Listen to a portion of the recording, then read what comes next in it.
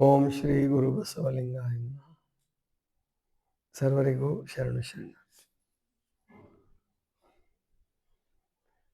ವೈರಾಗ್ಯವನ್ನು ಹೊಂದಿದ ಮನಸ್ಸು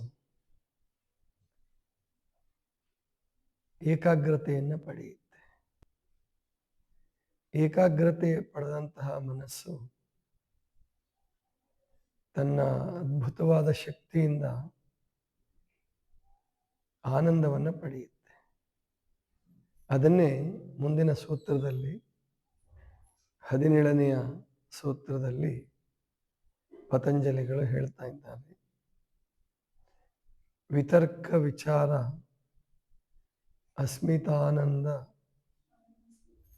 ಆನಂದಾಸ್ಮಿತ ಅನುಗಮಾತ್ ಸಂಪ್ರಜ್ಞಾತಃ. ಸಮಾಧಿಯಲ್ಲಿ 2 ಪ್ರಕಾರಗಳನ್ನು ಹೇಳ್ತಾರೆ, ಸಂಪ್ರಜ್ಞಾತ ಮತ್ತು ಅಸಂಪ್ರಜ್ಞಾತ. ಇಲ್ಲಿ ಏನು ಉಂಟಾಗಬೇಕು ಅಂತಂದ್ರೆ ವಿತರ್ಕ ವಿಚಾರ. ತರ್ಕ ಅಂತಂದ್ರೆ ಗೊತ್ತು ನಿಮಗೆಲ್ಲ, ವಾದ ಮಾಡೋದು, ಚರ್ಚೆ ಮಾಡೋದು, ಇದ್ದಿದ್ದನ್ನ ಇಲ್ದಂಗೆ ಮಾಡೋದು, ಇಲ್ಲದನ್ನ ಇದ್ದಂಗೆ ಮಾಡೋದು, ಇದೇ ತರ್ಕ. ಏನು ಲಾಯರ್ ಮಾಡ್ತಾರೆ ಗೊತ್ತಿದೆ ನಿಮಗೆಲ್ಲ. ಅದು ಮನುಷ್ಯನ ಒಂದು ಹುಟ್ಟುಗುಣವೇ. ಅಂದರೆ ಇದು ಸರಿನಾ ತಪ್ಪ ಎಲ್ಲ ಉಂಟು ಮಾಡ್ಬೋದು. ಅಂಥ ಒಳ್ಳೆಯವರಲ್ಲೂ ಕೂಡ ಒಂದು ರೀತಿ ಅನುಮಾನ ಉಂಟು ಮಾಡಿಬಿಡೋದು, ಕೆಟ್ಟವರನ್ನು ಒಳ್ಳೆಯವರನ್ನಾಗಿ ಚಿತ್ರಿಸೋದು. ಇದು ಆಧುನಿಕ ಕಾನೂನು ವಿಭಾಗ ಅಂದರೆ ಲಾಯರ್ಸ್, ವಕೀಲರು ಮಾಡ್ತಾ ಇರ್ತಕ್ಕಂಥ ಕೆಲಸ. ಕೊಲೆ ಆಗಿರುತ್ತೆ, ಎವಿಡೆನ್ಸ್ ಸಿಕ್ಕಿರುತ್ತೆ, ಎಲ್ಲದೂ ಆಗಿರುತ್ತೆ, ಆದರೆ ಕೊಲೆ ಆಗಿಲ್ಲ ಅನ್ನಂಗೆ ಸಿದ್ಧಪಡಿಸ್ತಾರೆ, ಅವರು ನಿರಪರಾಧಿ ಅಂತ ಘೋಷಣೆ ಮಾಡ್ತಾರೆ. ಅದು ತರ್ಕದ ಹುಚ್ಚು, ತರ್ಕದ ವಿಚಿತ್ರ ಗುಣ ಇದು. ಆದರೆ ಅಂದರೆ ಈ ಜಗತ್ತಿನ ವಿಷಯದಲ್ಲೂ ಅಷ್ಟೇ. ಜಗತ್ತು ಕೆಲವರು ಮಾಯೆ ಅಂತಾರೆ, ಕೆಲವರು ಸತ್ಯ ಅಂತ ಹೇಳ್ತಾರೆ. ಮಾಯೆಯನ್ನವರು ಮಾಯೆ ಅನ್ನೋ ಪ್ರಕಾರ ತರ್ಕ ಮಾಡ್ತಾರೆ, ಸತ್ಯ ಜಗತ್ತು ಅಂತಕ್ಕಂಥವ್ರು ಆ ರೀತಿ ತರ್ಕ ಮಾಡ್ತಾರೆ. ಆದರೆ ಯೋಗ ಮಾರ್ಗದಲ್ಲಿ ನಡೀತಕ್ಕಂಥವ್ರು, ಏನನ್ನಾದರೂ ನಾವು ಸಾಧಿಸ್ತೀವಿ ಅಂತಕ್ಕಂಥವ್ರು ವಿತರ್ಕ ವಿಚಾರವನ್ನು ಹೊಂದಬೇಕು, ವಿತರ್ಕವನ್ನು ಹೊಂದಬೇಕು. ವಿತರ್ಕ ಅಂತಂದರೆ ಅಲ್ಲಿ ಸಂಶಯ ಇಲ್ಲ, ಅನುಮಾನ ಇಲ್ಲ. ಈಗ ದೇವರಿದ್ದಾನೆ ಅಂತಂದರೆ ಸಂಪೂರ್ಣವಾಗಿ ಅದರ ಮೇಲೆ ವಿಶ್ವಾಸ ಇಡೋದು. ಅದು ಯಾರೇ ಏನೇ ಹೇಳಲಿ, ಎಷ್ಟೇ ಕಷ್ಟ ಬರಲಿ, ಏನೇ ತ್ರಾಸು ಬರಲಿ, ದೇವರ ಬಗ್ಗೆ ವಿಶ್ವಾಸ ಅಲುಗಬಾರದು. ಅದು ವಿತರ್ಕ ವಿಚಾರ ಬೇಕೇ ಬೇಕು ಮನುಷ್ಯನಿಗೆ. ಇಲ್ಲಿ ಈ ಸೂತ್ರವನ್ನು ಹಿಡ್ಕೊಂಡು ತುಂಬ ಜನ ಕನ್ಫ್ಯೂಷನ್ ಮಾಡ್ಕೊಂಡಿದ್ದಾರೆ. ಸವಿತರ್ಕ ಅಂತ ಹೇಳಿ ಮತ್ತೊಂದು ಒಂದು ಪದ್ಧತಿಯನ್ನು ಹಾಕಿ ಪತಂಜಲಿ ಯೋಗ ಸೂತ್ರದಲ್ಲಿ ಇಲ್ಲದಂತಹ ಸಾಕಾರ ಪೂಜೆಯನ್ನು ತಗೊಂಡು ಬಂದ್ಬಿಟ್ಟಿದ್ದಾರೆ.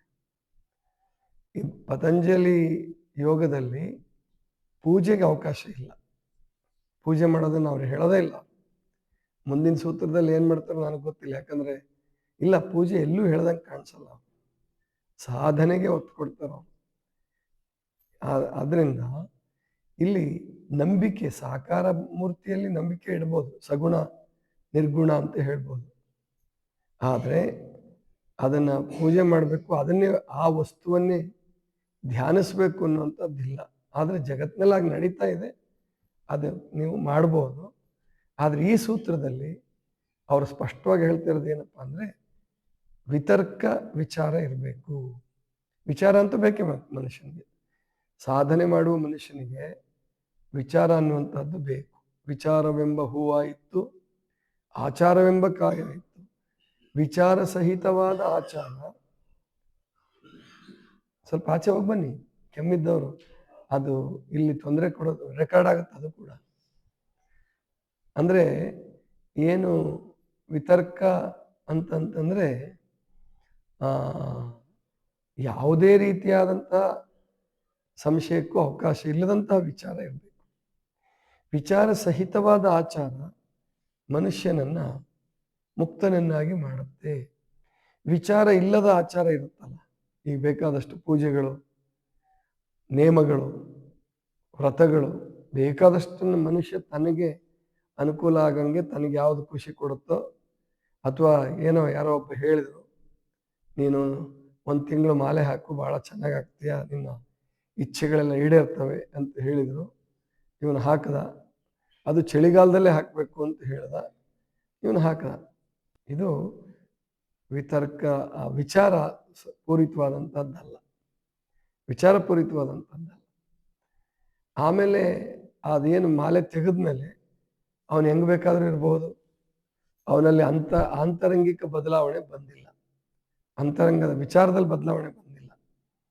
ಏನೋ ಯಾರೋ ಹೇಳಿದ್ರು ಅಂತ ಆಚಾರದಲ್ಲಿ ಬದಲಾವಣೆ ಮಾಡ್ಕೊಂಡಿದ್ದ ಕೆಲವು ದಿವಸ. ಅದು ಆ ನಿಯಮ ಮುಗಿದ್ಮೇಲೆ, ವ್ರತ ಮುಗಿದ್ಮೇಲೆ ಮತ್ತೆ ಮೊದಲಿಗಿಂತ ಜಾಸ್ತಿ ಅವನು ಕೆಡಬಹುದು. ಆದರೆ ಎಲ್ಲಿ ವಿತರ್ಕ ವಿಚಾರ ಸಹಿತವಾದ ಭಕ್ತಿ ಬರುತ್ತೋ ಅಲ್ಲಿ ಅವನು ಬದಲಾವಣೆ ಆಗಲ್ಲ. ಯಾಕಂದ್ರೆ ಅಲ್ಲಿ ಅಂತರಂಗದಿಂದ ಬಂದಿರ್ತದೆ.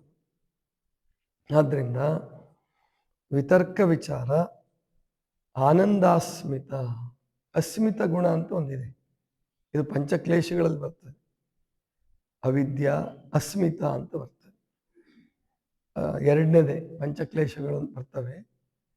ಅವಿದ್ಯಾ, ಅಸ್ಮಿತ, ರಾಗ, ದ್ವೇಷ, ಅಭಿನಿವೇಶ ಅಂತ ಹೇಳಿ ಇವನ್ನ ಪಂಚಕ್ಲೇಶಗಳು ಅಂತ ಕರೀತಾರೆ. ಅದರಲ್ಲಿ ಅಸ್ಮಿತ ಅಂತ ಏನಿದೆಯಲ್ಲ, ಇದ್ರದ್ದೊಂದು ವೈಶಿಷ್ಟ್ಯ ಏನು ಅಂದರೆ, ಅದು ನಿಮಗೆಲ್ಲ ಗೊತ್ತಾಗುತ್ತೆ, ಅಥವಾ ವಿಕಲ್ಪ ಅಂತಲೂ ಕೂಡ ಅದಕ್ಕೆ ಕರಿಬಹುದು. ಏನು ಅಂದರೆ, ನೀವು ಯಾವುದನ್ನು ಚಿಂತಿಸ್ತಿರೋ, ಯಾವುದನ್ನು ಆಲೋಚಿಸ್ತಿರೋ ಅದೇ ರೂಪವನ್ನು ಚಿತ್ತ ತಾಳುತ್ತೆ. ಗೊತ್ತಾಯ್ತಲ್ವಾ?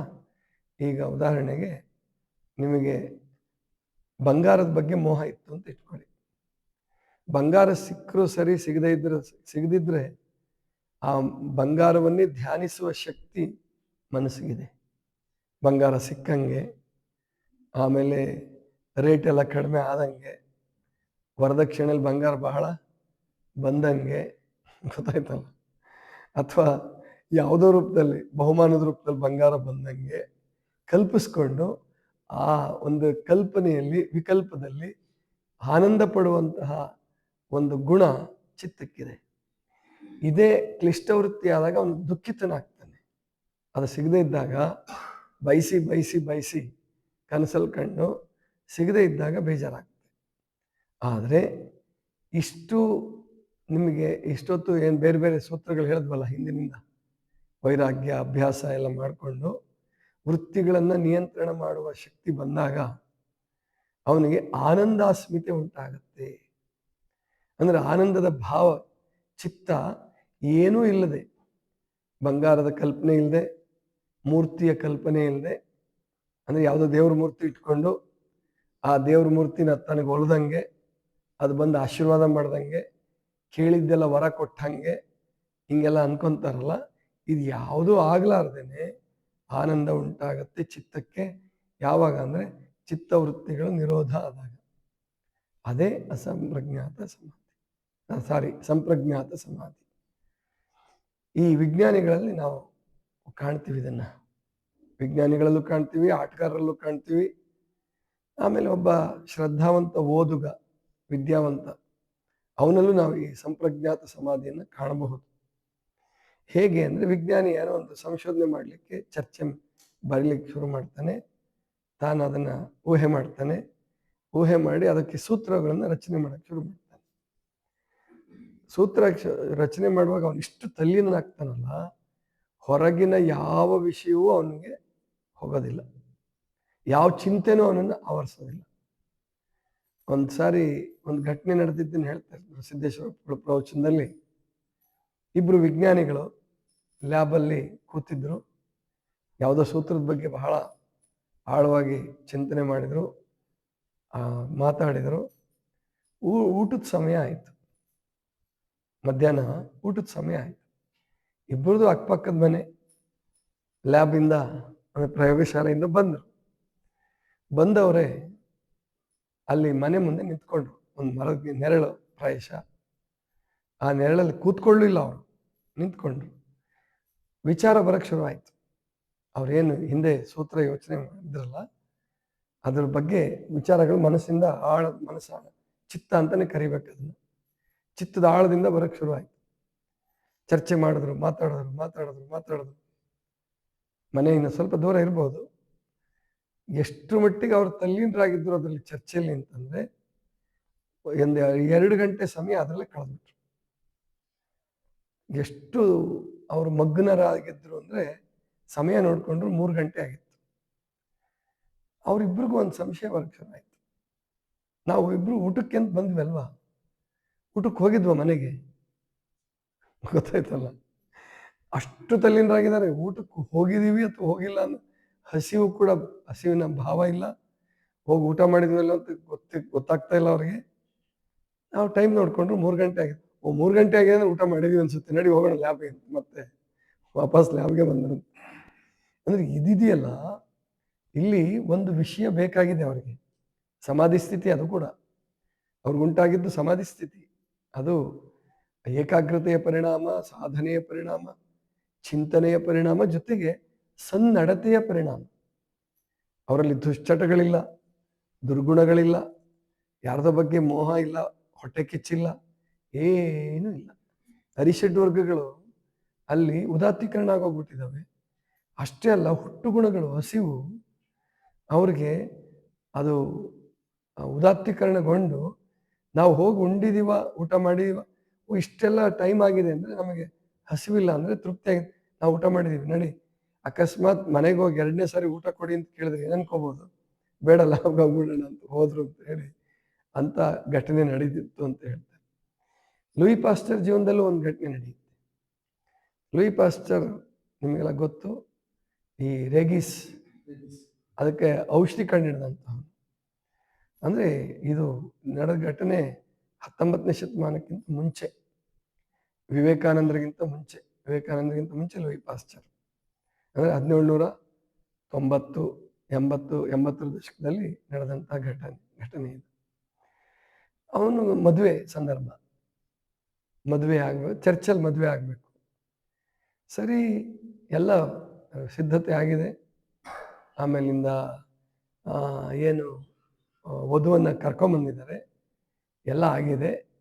ಇನ್ನೇನು ವೇದಿಕೆ ಮೇಲೆ ಬರಬೇಕು ಅವ್ರ ಮದುವೆ, ಹೆಣ್ಣು ಗಂಡು ಆಗಕ್ಕೆ. ನಮ್ಮ ಥರ ಅಲ್ಲಿ ಮದುವೆ ಸಂದರ್ಭದಲ್ಲಿ ಊದ್ಸೋದು ಬಾರಿಸೋದು ಅದೆಲ್ಲ ಇರಲ್ಲ. ಹೆಣ್ಣು ಗಂಡನ ವೇದಿಕೆ ಮೇಲೆ ಕರೀತಾರೆ. ಪಾದ್ರಿಗಳೇನು ಕೆಲವು ವಿಧಿಗಳನ್ನು ಆಚರಿಸ್ಬಿಟ್ಟು ಅವರಿಗೆ ಪ್ರಮಾಣ ವಚನ ಮದುವೆ ಪ್ರಮಾಣ ವಚನ ಹೇಳ್ಕೊಟ್ಬಿಡ್ತಾರೆ. ಮುಗಿದೋಯ್ತು ಮದುವೆ. ಆಹಾರ ಬದಲಾಯಿಸ್ಬಿಡ್ತಾರೆ, ಉಂಗ್ರ ಬದಲಾಯಿಸ್ತಾರೆ ಅವ್ರಿಗೆ. ಸರಿ, ಎಲ್ಲ ಆಯಿತು. ಫಾದರ್ ಬಂದರು ವೇದಿಕೆ ಮೇಲೆ. ಹೆಣ್ಣು ಗಂಡನ ಕರೀತಾ ಇದ್ದಾರೆ. ಹೆಣ್ಣು ಬಂದ್ಲು, ಎಲ್ಲ ಶೃಂಗಾರ ಆಗಿದೆ ಹೆಣ್ಣಿಂದು, ಆಕೆ ಬಂದ್ಲು. ಗಂಡ ಲೂಯಿ ಪಾಸ್ಚರ್ ಕೂಗ್ತಾರೆ, ಲೂಯಿ ಪಾಸ್ಚರ್ ಇಲ್ವೇ ಇಲ್ಲ. ಸರಿ, ಅಲ್ಲಿ ಅಕ್ಕಪಕ್ಕ ನೋಡಿದ್ರು, ಅಲ್ಲೋಗಿರ್ಬೋದಾ ಇಲ್ಲೋಗಿರ್ಬೋದಾ, ಏನಾಯ್ತು, ಆ ರೂಮಲ್ಲಿ ಇರ್ಬೋದಾ, ಈ ಕೊಠಡಿಲಿ ಇರ್ಬೋದಾ, ಎಲ್ಲೂ ಇಲ್ಲ, ಚರ್ಚಲ್ಲೇ ಇಲ್ಲ. ಅವನು ರಾತ್ರಿಯಲ್ಲಿ ಅಲ್ಲೇ ಉಳಿದಿದ್ದಾರೆ ಬಂದು. ಈಗ ಚರ್ಚಲ್ಲಿ ಇಲ್ವೇ ಇಲ್ಲ ಅವನು. ಸರಿ, ಅವನ ಫ್ರೆಂಡ್ ಒಬ್ಬ ಇದ್ದ. ಇಲ್ಲ ಅವನು ಎಲ್ಲಿದ್ದಾನೆ ನನಗೆ ಗೊತ್ತು, ನಾನು ಕರ್ಕೊಂಬರ್ತೀನಿ. ಯಾಕಯ್ಯ ನೀನು ಹೇಳಿಲ್ಲ ಮೊದಲೇ? ಇಲ್ಲ, ನನಗೂ ಗೊತ್ತಿರಲಿಲ್ಲ, ಈಗ ನಾನು ಊಹೆ ಮಾಡ್ತಾ ಇದ್ದೀನಿ. ಅವನು ಅಲ್ಲೇ ಇದೆ, ಲ್ಯಾಬಲ್ಲೇ ಇರೋದು, ಹೋಗಿ ಬರ್ತೀನಿ. ಲ್ಯಾಬ್ಗೆ ಹೊಡೆದ್ರೆ ಅಲ್ಲಿ ಲ್ಯಾಬಲ್ಲಿ ಕೂತಿದ್ದ ಅವನು. ಲ್ಯಾಬಲ್ಲಿ ಏನು ಮಾಡ್ತಿದ್ದ ಅಂದರೆ ಬರಿತಾ ಕೂತಿದ್ದ. ಇವ್ನು ಕೇಳ್ದ, ಅಲ್ಲೋ ಮದುವೆ ಇದೆ, ಒಂಚೂರಾದ ತಿಳುವಳಿಕೆ ಇದೆಯಿಲ್ವಾ? ಅಲ್ಲಿ ಕರಿತಾ ಇದ್ದಾರೆ, ಇಲ್ಲಿ ಬಂದು ಕೂತಿದ್ಯಾ? ಇಲ್ಲ ಕಣೋ, ಒಂದು ಸೂತ್ರ ನೆನಪಾಯ್ತು. ಅಕಸ್ಮಾತ್ ಅಲ್ಲಿ ಮದುವೆ ಹಾಕುವಂತ ಕೂತಿದ್ರೆ ಈ ಸೂತ್ರ ಮರ್ತೋಗ್ಬಿಟ್ರೆ ಅದಕ್ಕೆ ಬರೆದಿಟ್ಬಿಡೋಣ ಅಂತೇಳಿ ಬಂದು ಬರೆದಿಟ್ಬಿಟ್ಟು ಮತ್ತೆ ಮದುವೆ ಆಗೋಣ ಅಂತ ಬಂದೆ ಅಂತ ಹೇಳಿದ್ದು ನಡೆದಿದ್ದ ಘಟನೆ ಇದು. ಇದೇನು ಉತ್ಪ್ರೇಕ್ಷೆ ಅಲ್ಲ ಇದು. ಅಂದ್ರೆ ಇದು ಸಂಪ್ರಜ್ಞಾತ ಸಮಾಧಿ ಅಂತ ಕರೀತಾರೆ. ಯಾವುದಾದ್ರೂ ಒಂದು ಒಳ್ಳೆ ವಿಚಾರ, ಯಾವ ವಿತರ್ಕವೂ ಇಲ್ಲದೆ, ಅನುಮಾನವೂ ಇಲ್ಲದೆ, ಸಂಶಯ ಇಲ್ಲದೆ ಅದರಲ್ಲಿ ಸಂಪೂರ್ಣ ಮುಳುಗಿ, ಅದು ಆನಂದ ಸ್ಥಿತಿನೇ. ಅದು ಅಲ್ಲಿ ದುಃಖಕ್ಕೆಲ್ಲ ಅವಕಾಶ ಇದೆ, ಚಿಂತೆಗೆಲ್ಲ ಅವಕಾಶ ಇದೆ, ವಿಕಾರಕ್ಕೆಲ್ಲ ಅವಕಾಶ ಇದೆ. ಇದು ವಿಜ್ಞಾನಿಗೆ ಜನ್ಮಾಂತರದ್ದು. ಅವ್ರ ಜನ್ಮ ಒಪ್ಪಲ್ಲ. ಪಾಶ್ಚಿಮಾತ್ಯರು ಕ್ರೈಸ್ತರು ಲೂಯಿ ಪಾಶ್ಚರ್ ಜನ್ಮ ಒಪ್ತಿದ್ನೋ ಬಿಡ್ತಿದ್ನೋ ನನಗೆ ಗೊತ್ತಿಲ್ಲ. ಆದರೆ ಜನ್ಮ ಜನ್ಮಾಂತರದ ಸಾಧನೆಯ ಫಲ, ಅಭ್ಯಾಸದ ಫಲ ಮತ್ತು ಸನ್ನಡತೆಯ ಫಲ, ಸನ್ನಡತೆನೂ ಇರಬೇಕು. ಯಾರೇ ಒಬ್ಬ ವಿಜ್ಞಾನಿ ಕೇಳಿಬೇಕಾದ್ರೆ ನೀವು, ಅವರು ಸ್ವಲ್ಪ ಅಬ್ನಾರ್ಮಲ್ ಇರ್ಬೋದು, ಅಂದರೆ ನಿಮಗೆ ಹುಚ್ಚರ ಥರ ಕಾಣಿಸ್ಬೋದು. ಐನ್ಸ್ಟೀನನ ಕೆಲವು ಸಂದರ್ಭಗಳು, ಲೂಯಿ ಪಾಶ್ಚರ್ನ ಕೆಲವು ಸಂದರ್ಭಗಳು, ನ್ಯೂಟನ್ನ ಕೆಲವು ಸಂದರ್ಭಗಳು, ಅವರ ಕೆಲವು ನಿರ್ಧಾರಗಳು ನಿಮಗೆ ಹುಚ್ಚರ ಥರ ಕಾಣಿಸ್ಬೋದು. ಗಾಂಧೀಜಿನೂ ಹಂಗೆ ಅಂತಾರೆ ಕೆಲವು ವಿಶ್ಲೇಷಕರು. ಹಂಗೆ ಕಾಣಿಸಿದ್ರು ಅವರು ಕುಡುಕರು ಅಥವಾ ಮೋಸಗಾರರು, ಕಳ್ಳರು, ಸುಳ್ಳರು, ಭ್ರಷ್ಟಾಚಾರಿಗಳು ಆಗಿರೋಕ್ಕೆ ಸಾಧ್ಯ ಇಲ್ಲ. ಯಾಕೆ ಅಂದರೆ ಚಿತ್ತ ಅದರಲ್ಲಿ ಅಂತರಂಗದ ಆನಂದದಲ್ಲಿ ತಲ್ಲೀನಾಗಿರುತ್ತೆ. ಬುದ್ಧಿಯ ಆನಂದದಲ್ಲಿ, ವಿವೇಕದ ಆನಂದದಲ್ಲಿ. ಅದಕ್ಕೆ ವಿವೇಕಾನಂದ ಅಂತ ಹೆಸರು ಕೊಟ್ಟರು ಅವರಿಗೆ. ಅವರೇ ಇಟ್ಕೊಂಡಿದ್ದದು. ವಿವೇಕಾನಂದರದ್ದು ಆ್ಯಕ್ಚುಲಿ ಮೊದಲು ವಿವೇಕಾನಂದ ಅಲ್ಲ, ಅದು ದೀಕ್ಷೆ ಆದಮೇಲೆ ವಿದೀಶಾನಂದ ಅಂತ ಇಟ್ಕೊಂಡಿದ್ರು. ಫಾರಿನ್ಗೆ ಹೋಗ್ಬೇಕಾದ್ರೆ ಅವರು ಯಾಕೋ ವಿದೀಶಾನಂದ ಸರಿ ಅನ್ಸಲ್ಲ ಅವ್ರಿಗೆ, ವಿವೇಕಾನಂದ ಅಂತ ಹೆಸರು ಇಟ್ಕೊಂತಾರೆ. ಮೊದಲೇ ವಿದೀಶಾನಂದ ಅಂತಲೇ ಇದ್ದಿದ್ದು. ಹೀಗೆ ನಾವು ತಿಳ್ಕೋಬೇಕು, ಯೋಗ ಮಾರ್ಗದಲ್ಲಿ ನಡೀತಕ್ಕಂಥವರು ಸಹಜವಾಗಿಯೇ ಅವರು ಒಳ್ಳೆಯವರಾಗಿರಲೇಬೇಕು. ಇಲ್ಲದೆ ಹೋದರೆ ಅವರು ಬಹಳ ಕೆಟ್ಟವರಾಗ್ತಾರೆ. ಯೋಗ ಮಾರ್ಗದಲ್ಲಿ ಇದ್ಕೊಂಡು ನಾಟಕ ಮಾಡ್ತಾ ಮಾಡ್ತಾ ಹೊರಗೆ ಯೋಗ, ಒಳಗೇನಾದರೂ ಭ್ರಷ್ಟಾಚಾರದಲ್ಲಿ ತೊಡಗಿದ್ರಂದರೆ, ಕೆಟ್ಟದ್ರಲ್ಲಿ ತೊಡಗಿದ್ರಂದರೆ ಅವರು ಈ ಕೆಟ್ಟವ್ರಿಗಿಂತಲೂ ಕೆಟ್ಟವರಾಗ್ಬಿಡ್ತಾರೆ. ಆದ್ದರಿಂದ ಯೋಗ ಮಾರ್ಗದಲ್ಲಿ ಯಮನಿಯಮಗಳನ್ನು ಪಾಲಿಸೋಕ್ಕೆ ಹೇಳ್ತಾರೆ. ಯಮನಿಯಮಗಳು ಮುಂದೆ ಬರುತ್ತೆ. ಆ ಯಮನಿಯಮಗಳಿಲ್ಲದೆ ಯೋಗದಲ್ಲಿ ತೊಡಕೊಂಡ್ರೆ ಅವನಿಗೆ ಸಿದ್ಧಿ ಆಗ್ತಾ ಹೋಯ್ತು ಅಂದರೆ ಕೆಟ್ಟದ್ರ ಕಡೆಗೆ ಹೋಗ್ಬಿಡುತ್ತೆ ಮನಸ್ಸು.